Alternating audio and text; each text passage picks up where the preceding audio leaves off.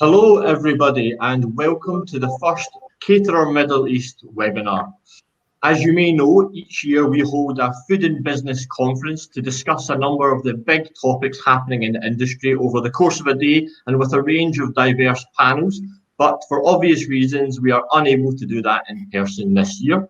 So in response, we will be hosting a number of these bite-sized virtual conferences, webinars, until we are able to meet in person once again. For today's session, we will be looking at the results of our Caterer Middle East survey of 100 restaurateurs on the effect that COVID-19 has had, is having, and is likely to have on the F&B industry if the situation continues as it is. Now, we had a fantastic response to the survey, with people clearly keen to discuss the problems they are facing, and it was clear from the results that the majority of people are in the same boat and facing the same issues. Whether you are a one outlet venue or a 100 plus outlet huge brand, the effects of COVID-19 have been quite devastating. The survey covered everything from staff salaries to the tenant-landlord relationship, delivery aggregators, to the very future of restaurants themselves and whether they believe they will survive a long-term coronavirus crisis. Now, I'm delighted to be joined today by 4 panellists who all took part in the survey to discuss its results and to give their expert insights into each of the areas covered.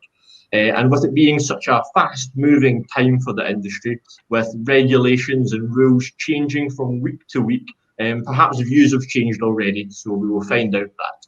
Now, my thanks to Natasha Sideris, founder of the Tashas Group, Ahsan Kahlon, who you'll know from Roti rollers and the Reif Kushiyaki restaurant. We have Jaime Castaneda, General Manager of 99 Sushi Bar and Restaurant in Abu Dhabi, which is just about to open a new outlet in Dubai, so I'm sure that will come up. And the GM of Boca Dubai, Omar Shihab. Now, we have a lot of ground to cover in the upcoming 45 minutes or so, so we'll get started now. But if you have any specific questions that you would like to put to the panel, please use the chat function. We've put everything together so we can keep an eye on it quite simply. But yeah, any questions you have, we'll try and work in as many as we can. We'd also like you to get involved with some audience polls that will pop up on your screen so we can get an idea for what you are thinking and perhaps see if you agree or disagree with the panel. Now, we're going to start the discussion today by looking at rents and the tenant-landlord relationship. According to our survey, more than half of operators viewed their landlords as being unsupportive, giving them just 1 or 2 stars out of 5. And only 15% of respondents gave them 4 or 5 stars. So I'd like to do a poll now of the audience with the same question and see if the feeling has changed at all, or if the audience in this room feels differently. As you can see, you're able to choose from a number of options. So please start filling that in now. Yeah, so we can get a kind of insight into what everyone is thinking. While that's ongoing, Natasha, I'd like to start with you. As someone operating in both cafes with Tasha's and fine dining with Avli and Flamingo Room, and with a large number of locations, what was the overall response from your landlords? I think mixed. So for us, what we've seen is critical is that the brand or the owner of the business really presents a succinct case to the landlord and has managed to keep any emails or any letters, formal letters, whether they be legal or not, really trying to open up the channels for discussion. We've had some landlords that haven't even responded, and then we've had some who've been amazing. So I'll say a mixed bag, but I think when we finally do get hold of our landlords, my advice to everyone would be to really understand your numbers, present a case, and then also ensure that you are not expecting landlords to change leases long term. I think what landlords are feeling is maybe publicly attacked, and that there's a sort of a perception there that landlords need to take the full responsibility for this crisis. I think when you approach landlords and say, listen, how do we deal with this in the immediate crisis, or while we've been closed, and what do we do for the next 6 to 8 months, maybe a year, with adding certain addendums to leases? But you need to understand your numbers. You need to really really have a clear picture of what you think those budgets are going to be. And my general advice is to go for a tiered turnover clause where you slowly build up, and the landlord can see, well, actually the operator is going to make X and the landlord's going to make Y. And in the cases where it's a franchise business, and the franchisor is going to make X. So in our instance, I'm the franchisor and the franchisee. We charge the stores a royalty, and we're going to do a tiered royalty structure. So we won't go and charge 5% straight away. We're going to do 1, then build it up to 2, and with certain trenches in terms of turnover. So I would say be prepared, because if you've now sent all your letters, and then you have a very succinct and clear document where you understand your numbers and a proper proposal, it makes it a lot easier for landlords to come back with something concrete. Whereas if it's just a shouting match or a meeting, it's not really going to go anywhere. You need to paint a picture for them, because not everyone understands the food business. You'd be surprised how many landlords actually don't understand F&B. And when you present a case for, let's say, deliveries, and they want to charge you a rental while you've been doing deliveries, or a big rental, when you actually take them through the numbers and they can see what the margin looks like, then they might have a different view. So I'd say we've won 80% of our landlords over. We've got a couple more meetings to have, but I'm cautiously optimistic that we'll get fairly good deals. Jaime, I wanted to bring you in here. I understand your experience with the landlords was fairly positive. Can you tell us about that? Yeah, well, I've been quite lucky, from what I've seen and from what I heard from other tenants. But 99 Sushi Bar Abu Dhabi is in Abu Dhabi global market, and the owner has been very, very flexible with us. As an instance, we didn't get paid for the Q2. We've been very flexible. They just didn't charge. With all the aggregators, I could see that some of them were using delivery. I was even using my own rider. There was no charges on that. So at the end of the day, this is what we were discussing before, Simon. The government has released that much empowerment to every single developer and owner or landlord, whatever is the case, that is a bit, what Natasha was saying, it's a mixed feelings. You never know which one is doing right, which one is doing wrong. But I have, I have to back up my owner. I mean, I've been very, very flexible with us, and they actually saved me. I mean, this Q2 without them, my P&L would have been a tremendous disaster. It's good that there are some positive stories out there. I can see from the poll at the moment that for the majority, it's still erring on the kind of 1 to 2 stars below average response they felt from their landlords. It hasn't quite been as much help as they would have liked. Omar, to bring you in here, in terms of the way things have happened at the moment, how do you think this will change the relationship between landlords and tenants? And as Natasha said, do you expect to see a change in the model? Yeah, I couldn't agree more with Natasha. I think we need to sit together with our landlord and look at our entire relationship, reevaluate these terms, not in the sense that all of a sudden you wanna cancel or the landlords deserve to be paid, but that relationship moving forward has to have in mind what we are doing today. So and there isn't a better time than now to show and talk about the intricacies of our industry. Our industry is very technical. There's a lot of things that go on. A lot of people think that margins, the margins that we make are huge. The margins are razor thin, if they exist at all. Working with 100% capacity before all of this was already so difficult. We were already living in a time where we had so much supply out there, and that didn't necessarily translate into the right rents that were being charged in the market. So now is definitely the time, not to whine and sort of just keep complaining, but to really bring the landlord onto the table and have a discussion and show the numbers, and again, be ready with the numbers. Show the kind of your cost structures, your future outlook based on the limited data and information that we have, based on the consumer confidence that we see right now, and have them realize that there has to be a change in the way that we conduct business and the relationship between us. So when we say we're in this together, and we shouldn't take that word lightly. It is really the only way that we can get through this is if all parties work together, including landlord and us, for sure. Thanks, Omar. Ahsan, as someone who is in the process of setting up a new outlet, has it affected, or how have your discussions with your landlords been affected by the current situation, and how helpful have they been?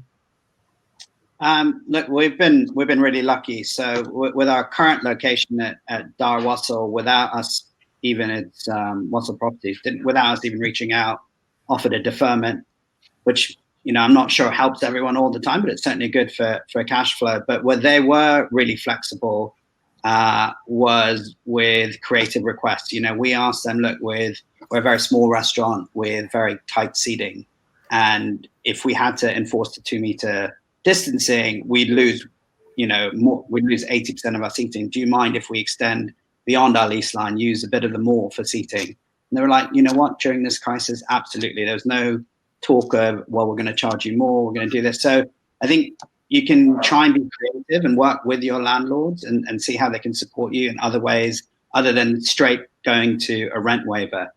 And on the new location in the Kiel Mall, we'd signed up for that obviously way in advance of any of the impacts of COVID being felt. But the same thing, Nikhil's been absolutely fantastic, allowing us to delay our start date, allowing us more fit out time, obviously with the reduced number of workers and the kind of availability of materials as well. So look, we found them very supportive, but as Natasha said, I think you need to go in there with a strategy and a plan, and also not just with a straight demand for waiving rent. Like, they've got obligations to banks and loans, and also you have to understand their side of the business as well. And they're hurting as well. I mean, across the board, all their footfall is down, all their rents are down. So I think figuring out other ways of working with them would be my suggestion. And just finally, then, Natasha, in terms of what Ahsan touched on there on deferment, is deferment good enough at this time? Look, I've got quite long leases, and I've been trading in my locations for a while. For us, deferments don't really work, and if you can get out of them, that's great. Of course, Ahsan's right, it does help with cash flow. But my suggestion on deferments, because it's just more debt that you're going to have to pay back later, it's a loan basically, is to maybe suggest to landlords, if you're trading well in a location and you're confident that you're going to be doing well and you've got a couple of years left on your lease, is to say to the landlord, listen, I'll sign another year on my lease. And, you make up the deferment on there, and that'll obviously be with escalations at a higher rental rate. So if you can't pay for the 3 months that we've been closed, or the 2.5 months, take those 2.5 or 3 months, add them to the end of the lease, and maybe that's a more creative solution. I suppose it also depends on the deferment deal. So if they're going to take the months and expect you to pay them back in a short period, that's going to hurt you and just erode into your bottom line. So the first thing is try not to agree to the deferments. If there's no way around it, try and get a really lengthy payment term without an interest rate charged on it, because otherwise if you're going to the bank to get a loan, the landlord becomes a bank. Yeah, well, I know it's good that at least some of the landlords here have been very positive, and I guess for everyone else who's in the situation, as Ahsan said, it's have a plan and present that to your landlord and try and showcase a way that you can work together. That's absolutely key. I think landlords also want to feel confidence that they've got the right operators in the location, because I think there's an uneasiness when the landlords start hearing about all the restaurants that are closing. If they're then presented with a tenant who sits with a pack, and that pack has been clearly thought out, and you're actually presenting your business, and you understand your business, and you show that you can budget weekly, not even monthly, then the landlord also has some confidence. Says, okay, I'm going to back this tenant because they know what they're talking about, instead of just going into a room and saying, I want. This is why. You have to justify your request. Yeah. If I jump in there quickly, I totally agree, and I also love the creativity there with what Ahsan said. That looking at other ways to generate revenue, extend beyond your lease line. If that makes common sense. We started opening for breakfast. Obviously, we're pushing delivery just like everyone else. So looking for these other sources of income and bringing that to the table as well, and showing the landlord that, listen, we're not just sitting there waiting for business to come. We are going out there trying to get it in the most creative ways. So that, again, that shows that you're here to survive, and obviously eventually pay your rent. Yeah, whatever I think, you're going to go through the deals. Yeah. I think on that is part of your presentation certainly has to be, what have you done to save yourself? So I mean, there's the saying that says God helps those who help themselves. If you can show your landlord that you've reduced your menu, that you've streamlined your staffing model, that you've looked at frivolous spending, I don't know, flower displays and 1,000 cakes on the displays, and you're going to rationalize all of that, and you've really showed them that you've also tried to take some action in streamlining cost and, as Omar says, bringing in turnover, again, they'll be more open to discussion. Whereas if you just sat back, they're unlikely to help. Yeah. Now, I know in terms of the survey where we asked what was the most important issue, rent was number one, but just in behind it was staff salaries. In fact, a third of the restaurateurs we spoke with said that they had already had to make redundancies, where the majority had already put staff on unpaid leave or reduced pay. In fact, only 9% had left their staff unaffected. Ahsan, I know you had done your very best to try and keep your staff as unaffected as possible. How is that possible during this?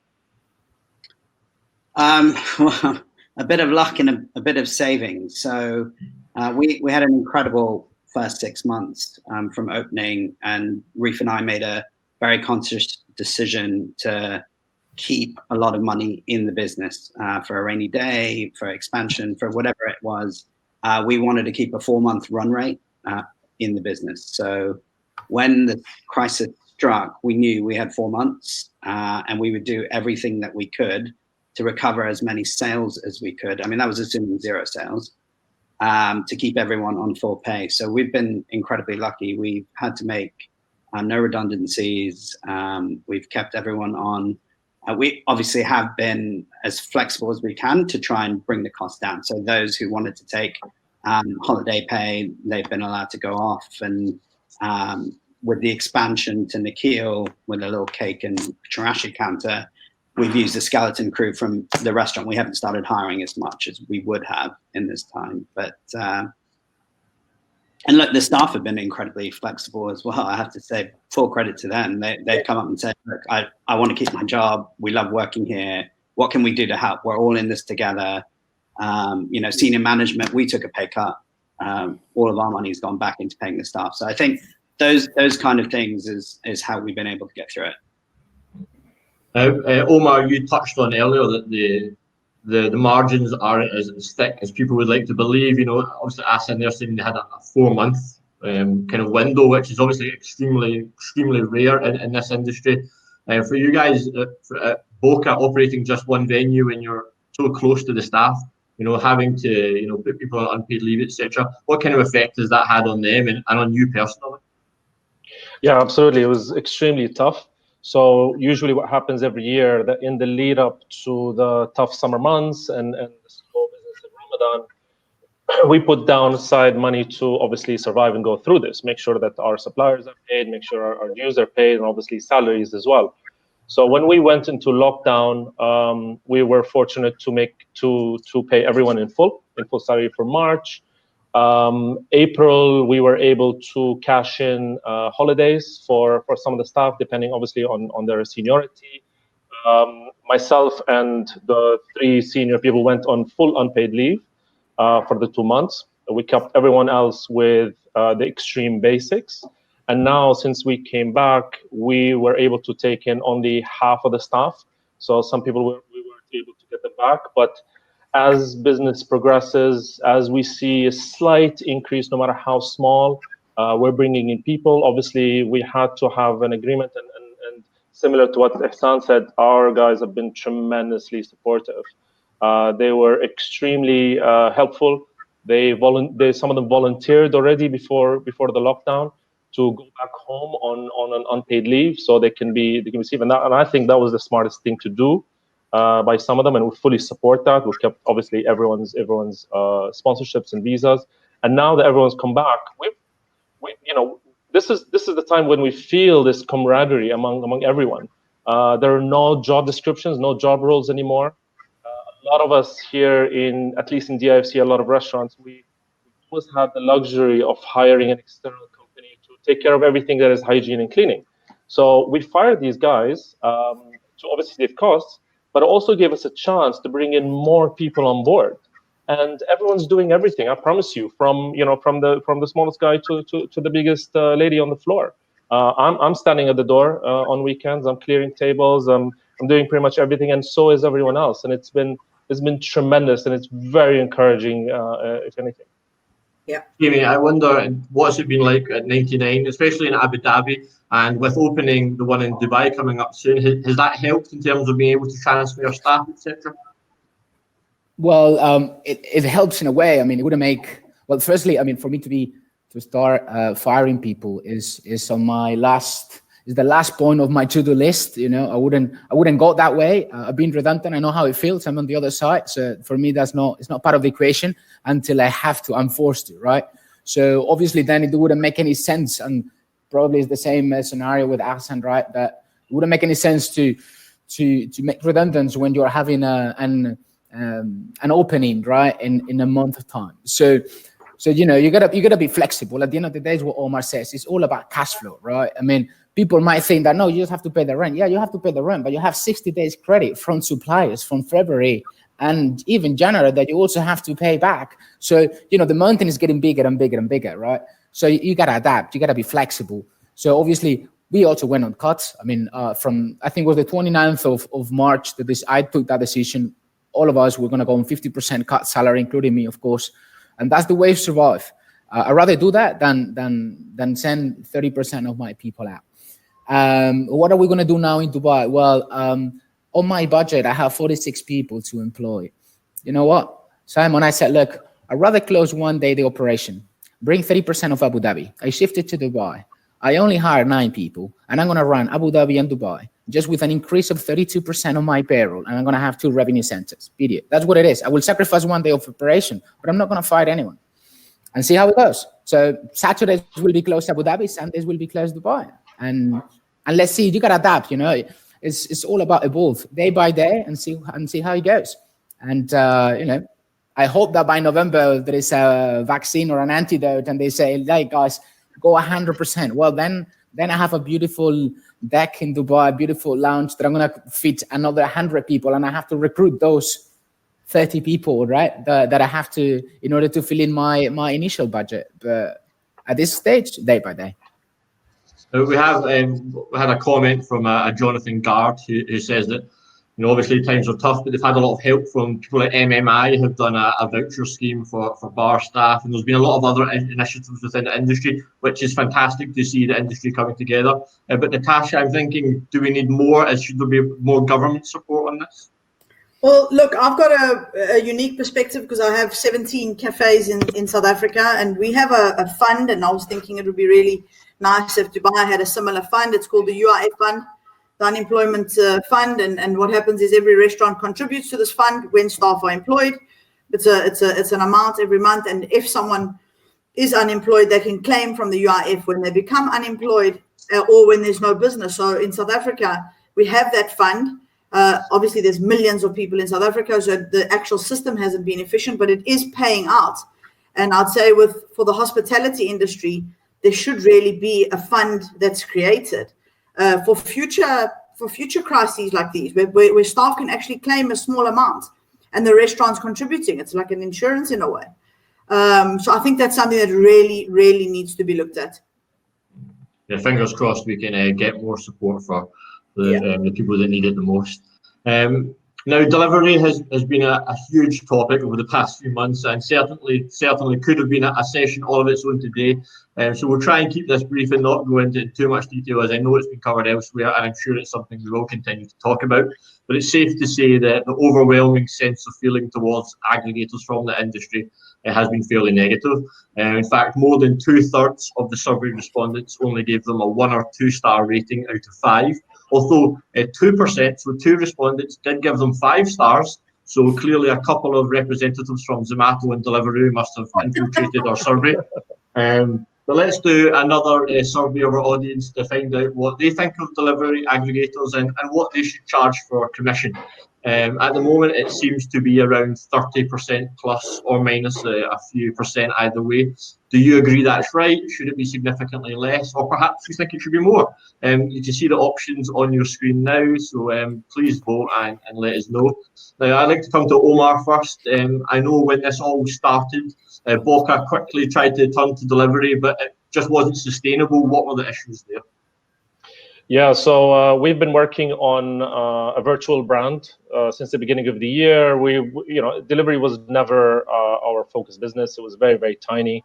But we thought, that this year was the time. Unfortunately, we were late to launch it, and we didn't think that with the lockdown would be the right time. Simply, again, obviously the fees were too high, the marketplace was too busy. And the numbers that we looked at, the numbers that we would generate would not justify having even 3 guys in the kitchen working 7 days. So we said, obviously, we're going to put that on hold. So we weren't able to run delivery throughout the lockdown. When we came back, everything was ready with us. Though we put the plans together. We created our own website, our own delivery platform. We obviously launched with one of the aggregators as well, because we feel that obviously they have the reach and they have the power. And I understand, of course, the argument there. The fees that they're charging does not make sense for a restaurant margin. But they've got their cost to cover. I understand that part as well. Now, what do we do about it instead of whining? Again, if we're going to rely on delivery a lot more, then we need to put in a lot more effort educating customers, a lot more effort pushing our own, so that the aggregators become just another channel, and we can only charge. So that's what's happening with us, and that's our thinking at the moment. Jaime, you for 99 Sushi, you obviously open delivery. Has it been difficult with it being a fine dining restaurant to kind of bring that experience into people's home?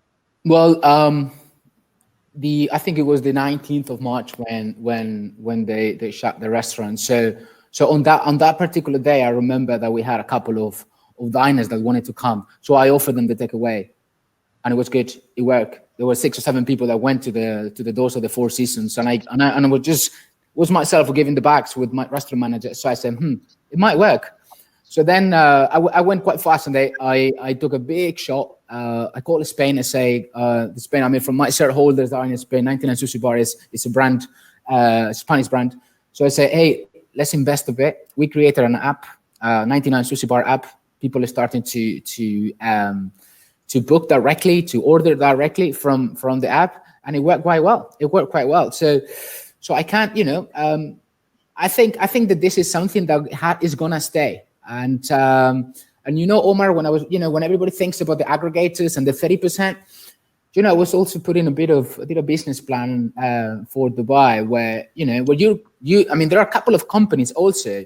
I'm not gonna give free marketing, so I'm not gonna give the names, but there are a couple of companies where for 3,500 dirhams, 4,000 dirhams, you have a motorist, and you have it's a rider with a motorbike for you, 12 hours, 6 days per day. Hey, maybe it's part of the staff. Maybe we need to have on the payroll a rider, and it has to be there on 24/7. I was very afraid, because at the end of the day, the sushi, what we do it, the rice, by the time that reaches home is obviously not the same, and obviously I'm having raw food. But I've always tried. I've been as a client. I order myself my food. Yes, of course, it's not the same, but people want to have that experience too. So why not? I mean, at the end of the day, right now, I've opened the restaurant for the past week. I'm not doing much. Obviously, the number of orders drastically are down. But look, I'm doing 2,000, 3,000 dirhams on daily basis. We're talking about what? 60,000 dirhams per month. We multiply that times 12, 600,000. It's more than 500,000 dirhams on the top line on my P&L that I was not expecting to it. Let's work on it. Let's be how efficient. How much margin I'm going to get from that? Well, then if Deliveroo or if it's Zomato, they are charging us more, then let's buy a Chinese motorbike and put a motorist on a payroll, period, Well, Natasha, you kind of spoke out about the aggregators and the commissions. Have you made any progress? Do you have a Chinese motorbike, or what's happening? So what we've tried to do is incentivize our customers to order directly from us through a link on Instagram. Of course, you know, with the apps being much more convenient and you can order from a couple of restaurants, it's quite difficult to encourage customers to order, and also to get the message across that they might be paying, you know, just restaurant price, as opposed to what most people do with the Deliveroos and the Zomatos of the world, is slightly inflate their prices to try and improve their margin. You know, I think that if you can't win with the delivery apps, and you can't let them, if they don't understand your model and that the margins are tiny, in some cases zero, when you're doing a takeaway, then, you know, how do you go around them? I'm hoping that the aggregators will also, and I keep talking about this tiered percentage model, will look at, you know, we've got to remember that when delivery companies started, it was mainly for takeaways, and the prices of the bills were quite low. But what I'm hoping that they'll do, especially for the fine dining and the cafes that are a little bit more expensive, is to say, okay, well, listen, from 10 dirhams to 100 dirhams, the commission is going to be X. And then from 100 to 150, it'll be Y. And then anything above 150 or 200, the commission drops substantially, because then it would make it more palatable. Because you know, my argument is, if you're going from point A to point B, Simon's ordered $1,000 from Avli and Jaime's ordered 200, you're still going to the same place if you guys are living next door. So why do you have to make the 30% com on the bigger ticket? So, you know, there's got to be a tiered structure there as well. And it is quite difficult to encourage customers to order direct because of the convenience, you know. To say the word snookered, so I think you've got to try and use both platforms, you know. But at the same time, push hard with the aggregators to make them understand your model. Again, if you present your model and you actually show them, maybe you'll have some luck. We're still working on it, trying to convince our aggregator to help us a bit more. Well, we can see from the audience poll there that 97% of the audience, or 98%, sorry, believe that the percentages should be, commission should be under 20%. At the moment, it's generally always higher than that. Ahsan, do you agree with the audience there? I do. I'd love it to be under 20%. Look, we also, like Jaime, you know, didn't do delivery beforehand. We were a dine-in only option. We turned to chat food, which has been a great partner in the market, supporting a lot of restaurants in Dubai. A very cost-effective solution to drive people to order from our own channels, website, Instagram, Facebook, etc. But you know, it all depends where you are in your life cycle, your awareness as a restaurant. We're a new restaurant, you know, we have a good following, but not a blanket following. And I think that's where the aggregators really help you, well, they can help you, provided for the right commission. So they have an incredible reach, they have a marketing budget. And yes, obviously you can apply some of the money that you're paying to that commission to your own marketing. But it's still very hard to get that growth quickly. So I think we've got, like Natasha mentioned, a bit of a hybrid model. We started with our own deliveries through chat food, and we've done that for the last month, but we've just recently added delivery to the mix because of their reach and to add the additional revenue that they're bringing, which is already outstripping our direct deliveries. But what we are trying to do is convert those deliveries from Deliveroo, so we don't lose that customer and pay the higher commission. So with every delivery that we send out, we try and incentivize the customer to order direct. So, you know, for us, it's a short-term play, hopefully until the aggregators see sense. And if they don't see sense, we'll keep trying and convert those customers to our own direct channels. Yeah, we know there's certainly plenty happening in the background at the moment in terms of trying to get new platforms off the ground and kind of upstarts like chat food who seem to be doing quite well. So let's hope we can find a better balance. Now I'd like us to kind of look into our crystal balls. We had one question right at the start. Someone asked, well, when will we reopen again fully? Now, we don't quite know that, I think. I'd like to ask the audience when they think their business will go back to pre-COVID levels. Will we see it this year, next year? Will it take as long as 2022? Or will things never go back to the way they were? So yeah, if you could give us your opinion on that now, and we'll take a look at we'll ask the panel here, Natasha. And what's your thoughts? You know, do you expect to see Avli Flamingo Room back quicker than Tasha's, or? I had a crystal ball. I wish. You know what? It's difficult to say. Again, cautiously optimistic. You know, maybe last quarter of 2021, where we can see maybe 90% of what was normal. If you're asking me from an operational point of view, will things go back to normal? My experience is that customers have had enough of COVID. They want to feel normal. They want to go to a space where they actually forget about everything. And I don't think when people talk about the new normal, I hate that word. You know, people want the old normal. They want to go to a restaurant and feel like they did before, welcomed, a smile on the face, you know, not the sterile environment. So in terms of trade, if I had to hazard a guess, maybe late 2021. I mean, we mustn't forget that Dubai was already under pressure, huge oversupply in the food industry, and the economy was already taking strain. So this is just like all this has done is just taken a huge, you know, microscope and zoomed in on the issues that were already there and then compounded them and made them worse. But I certainly don't think it's going to be before the end of last quarter 2021. Jamie, you've taken the decision. Oh, well, as you said, maybe you already had a contract, so the decision was already made to open 99 Sushi in Dubai in the next month or so, which is obviously on not ideal timing for you. How has that affected kind of in terms of the opening? Is it still going to be as normal? Are you looking at a stripped back menu for your staff, and are you optimistic about it? Yeah, well, I'm quite optimistic. I mean, at the end of the day, is the word. If I would have to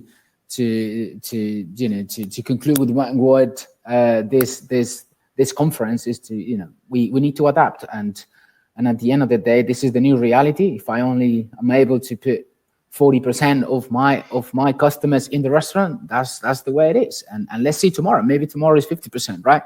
So the business plan. The business plan that I have is according to the seating capacity, obviously, that I had before, which were 100 covers. So if it's now 40, then it's me who has to make it happen, right? So how are we going to do that? Well, at the end of the day, rent and payroll is the majority of the chunk from the payroll, right? So if from the rent at this stage, we're unable to do anything, even though we are negotiating with the landlord. Because I believe that, as well as Natasha's or Ahsan, you know, at the end of the day, that's what the future might come, right? We might need to have flexible, you know, we're talking about the aggregators, but yeah, with the rent, we might have to do the same, right? We might have to have a flexible rent where you pay a minimal base rent, and then based on your turnover, then is what you pay, right? Yeah. So in this scenario, bear in mind that 99 Sushi Bar, the way that our service already by itself had 2 meters in between tables. So it doesn't affect us much on the dining. Obviously, it's affecting us that we open in summer, then obviously it's 40% of the seating capacity that I have inside. So yes, it's going to be challenging. But again, you know, when Natasha is saying that when people come, you know, you see them, people are enthusiastic, people really want to join, really want to socialize. And it's part of the Dubai culture. No one here, not even the people that listen to us or even us 5, don't like to stay at home more than to sleep and maybe to rest on a Saturday night. But the way that Dubai culture has built is to be out. And I truly believe in this, is Dubai lifestyle. So if it's not now, it will be in a couple of weeks or months, whenever they allow us. But we will be back for sure. When we're going to have that 100% capacity, I don't see it. I don't see it in the short term. Maybe, as Natasha said, we might have to wait until next summer. And that's what we have to be. Obviously, we're not going to be on the 40% the whole time. I mean, maybe in 2 months, they might go and the government says, all right, let's go up to 50%, or let's go up to 60%. Or they might divide it into a slot. You know, who knows? But I think that the worst, I mean, we reached to the bottom of this nightmare. And from today, everything is going to go to better. And that's the way that we have to start thinking, right? So, you know, let's see how it goes. I mean, we're talking about restaurants. I mean, I think that we're going to have it easier than pubs or nightclubs where you cannot have 2 meters, right? And that also has to be regulated. And people are forgetting about it. We're always talking about restaurants and cafes, yeah, but but also think about the nightlife, which Dubai has a lot to say on that, right? So what we're gonna do with it, what are we doing with pubs? What are we doing with nightclubs? Are we gonna have small squares like in the Dubai Mall for Barasti, for example? You can, right? So this needs a further and more complex conversation. And yes, again, the government needs to put their hands on it. Omar, it seems like the vast majority of people agree with Natasha and Jaime that it won't be until 2021 or even beyond that we start to see business return to pre-COVID levels. For someone as GM of Boca, what kind of effect would such a delay have on the restaurant and the bar? Yeah, it's definitely going to be a very long summer. Things won't show any any positive signs before the end of the year. As I was talking to you earlier, just anecdotally talking to a few people that work here in DIFC, and, most of the people are not coming back before September. Some of them are reevaluating their working from home model and thinking that if this is something that could work, they would continue doing so until the end of the year. So we really, what this gives us is a chance to reevaluate and rethink our position and what we do. And this is what I've done, and this is what my team has done. We've gone into almost every aspect of our operation, of our presence, of our online presence, and try to own every single part of that. We try to go back to our core and think about what we really offer to customers. And I hope that this disaster that has decimated our industry and brought us to our knees has maybe shed some light on how difficult it is to run a restaurant, and maybe remind people of how much restaurants are valued. Surely people miss dining out. Surely people now are thinking of restaurants maybe with different light and realize the value that we bring to the table. Maybe on the medium to long term that this will have us, obviously people now will realize why we charge what we charge, what it takes to produce a dish on the table. And that would translate into better pay for our guys, better security. And it will also make us maybe have a little bit more self-respect with what we do with our product, and let go of rethink before we do a 2-for-1 offer, or before we give away so many drinks for free.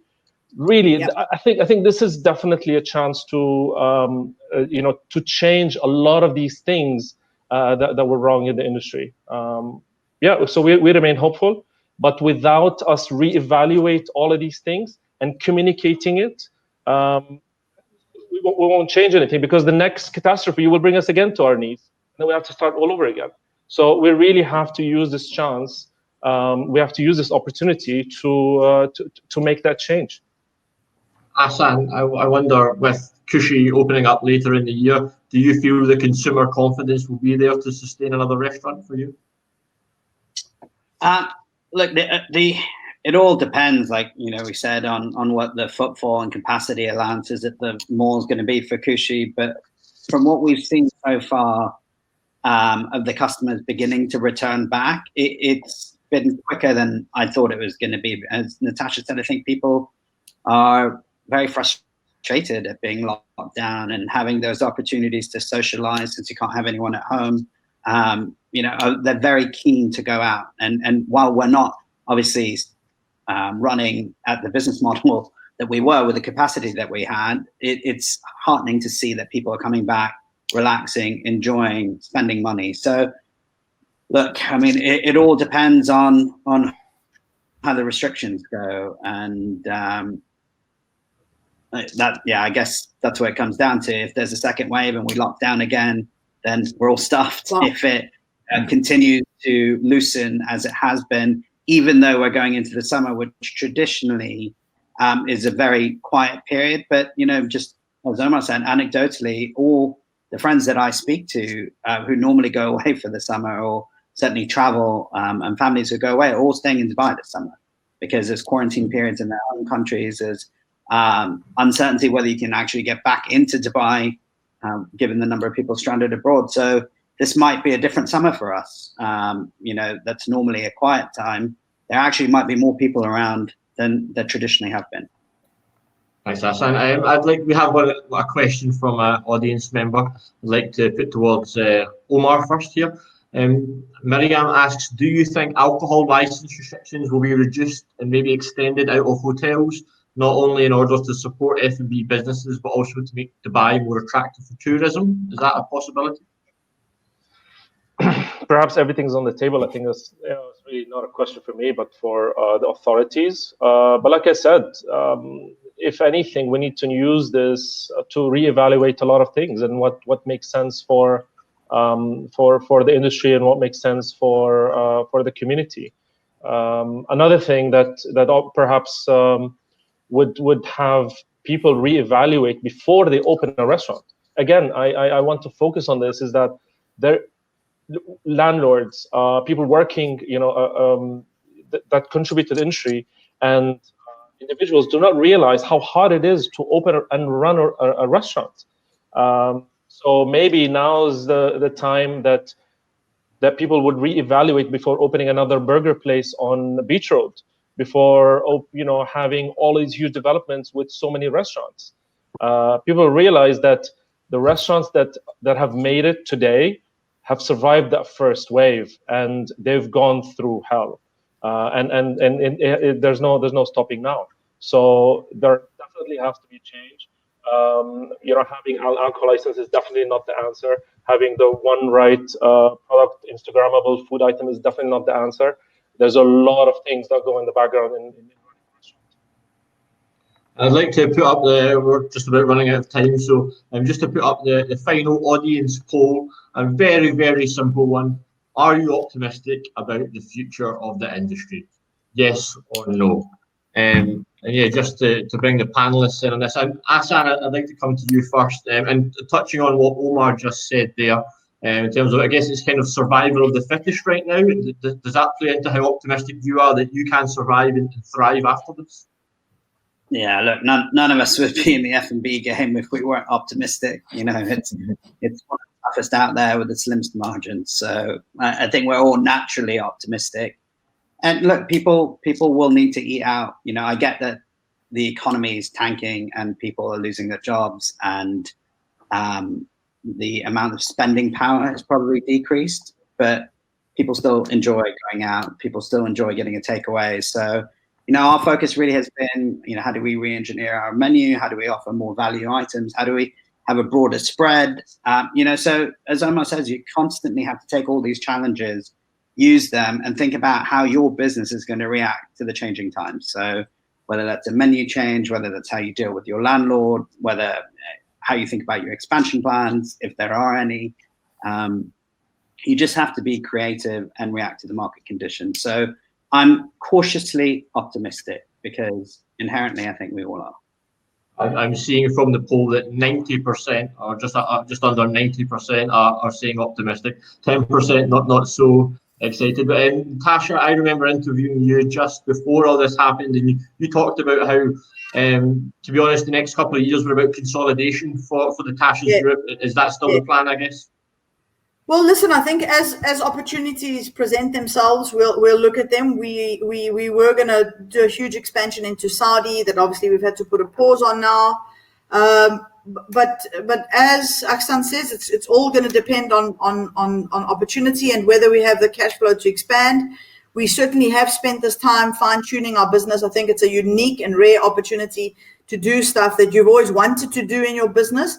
So as hectic as it is and as terrible as it is, you've also got this window of opportunity to fine-tune all the things that you wanted to do and consolidate. So, I said I've never worked harder in my life on my business and in my business ever. I mean, it's been intense. And I would say that if markets improve, we'll certainly look at expanding. In fact, we are opening on the 15th a cafe in Barsha because we had already committed and the staff were employed. So I'd rather just open and at least cover the staff costs because the landlord's given me a great deal, and I've had a relationship with that landlord in Tasha's Galleria for the last 5 years. So he's been really understanding, and he really understands the food industry. So to answer your question, are we looking aggressively at expansion? We're most certainly not. If opportunities present themselves, we'll look at them. But right now, it's about, our house is a bit broken. We've got the solid foundations, but the house is broken. It's about getting everyone to help us, convincing everyone to help us rebuild that house and motivating staff to get on board. And for us at the Tashas Group, we only have one goal in mind. How do we increase staff salaries as quickly as possible? Because they are our most important asset, our people. So if anyone is planning on making huge money this year, then I really want to understand their model. I don't think there's going to be any winners this year. I don't think there's going to be any winners, most certainly for the first half of next year. How do we get staff salaries up? How do we get turnovers to a point where we can actually take staff salaries from 70% cut to 50 to 60, and just pay them what they deserve? Is really our only goal. Jaime, I'm sure you're optimistic. You've got 99 Sushi expanding into Dubai. You said that the last week have seen some decent figures in Abu Dhabi with people dining out already. So, yeah, you're optimistic? Yeah, I'm totally. This is in our blood. We're humans. We need to get out of the cave, and people need to socialize. So sooner or later, it's going to happen. We need to be ready. Again, we have to be ultra efficient, minimize the cost, optimize the resources, as Omar was saying before. But look, I'm optimistic. At the end of the day, whoever is in the F&B industry has been suffer. I mean, it's a challenging sector, isn't it? If I would have an easy job, I could be working in the bank from 9 to 3 and that's it. But my phone rings at 11 o'clock that I might have a fire alarm and I have to call. It's part of it's in our blood, as I said. This is part of us. But yes, I'm very optimistic. Even I signed an agreement with in Europe to open 99 Sushi Bar in a hotel. But I have another one very, very close to open in Morocco as well. I cannot disclose more information, but if I wouldn't be optimistic, I wouldn't be thinking of that ahead, right? So at the end of the day, it's all about mentality. If we all believe in it, it will happen. And I guess just to end then, Omar, are you going to be a dissenting voice, or are you fighting through this with Boca and you see the light at the end of the tunnel? Again, cautiously optimistic, I must say.